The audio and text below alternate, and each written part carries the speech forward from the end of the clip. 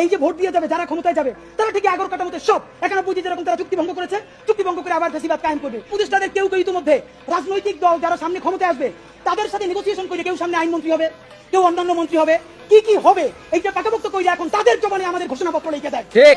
এখন সেই ক্ষমতায় যারা আসবে সেই দলের মুখপাত্র হয়ে তারা এই সরকারের মধ্যে কাজ করে। আপনি কিছু বিপ্লবী সিদ্ধান্ত নেন, সেই বিপ্লবী সিদ্ধান্তের মধ্যে আপনি এক নম্বরে বলেন যে এই যদি ক্ষমতায় আসবে ওয়াদা করতে হবে 72-এর সংবিধানকে বাতিল করতে হবে।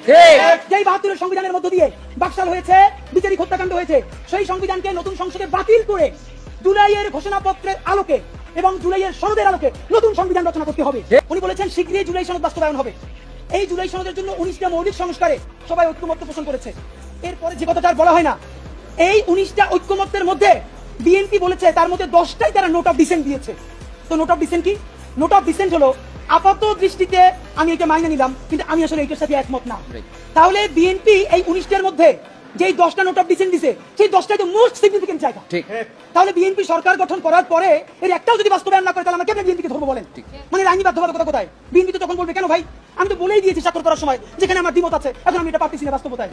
মজার ব্যাপার বলি, সরকারের কয়েক জায়গায় জিজ্ঞেস করেছি বলেন তো 19টা মৌলিক সংস্কারের মধ্যে আপনাদের কাছে একটা মোস্ট সিগনিফিকেন্ট কোনটা? তারা বলেছে সংসদের উচ্চকক্ষে পিআর ব্যবস্থা আনুপাতিক হারে। এবং আপনাদেরকে জানাই রাখি, সংসদের উচ্চকক্ষে যে পিআর, বিএনপি এখানে নোট অফ ডিসেন্ট দিয়েছে। এই সংসদের উচ্চকক্ষে বিএনপি যে নোট অফ ডিসেন্ট দিয়েছে, এটাও যদি সে বাস্তবায়ন না করে তাহলে আমরা মানে আপনি ভাবেন আমরা কি কারণে, ঠিক কোন কারণে আমরা এখন এই কথাগুলোকে বিশ্বাস করবো? রাজনৈতিক দলগুলোকে তারা ইন্টারিম থাকা অবস্থায় আমাদের চোখের সামনে 47কে নাই করে দিল, পিলখানাকে নাই করে দিল, শাপলাকে নাই করে দিল, নিরাপদ সড়ক আন্দোলনকে নাই করে দিল, বিচারিক হত্যাকাণ্ডের কথা তারা বললো না। যেই তারা ক্ষমতার মসনদ পেয়ে যাবে এই কথা বলার পর যে আমরা আবার জেলে যাবো না, তার প্রমাণ কি আপনাদেরকে বলবো? তাহলে আপনারা এটা কি চান?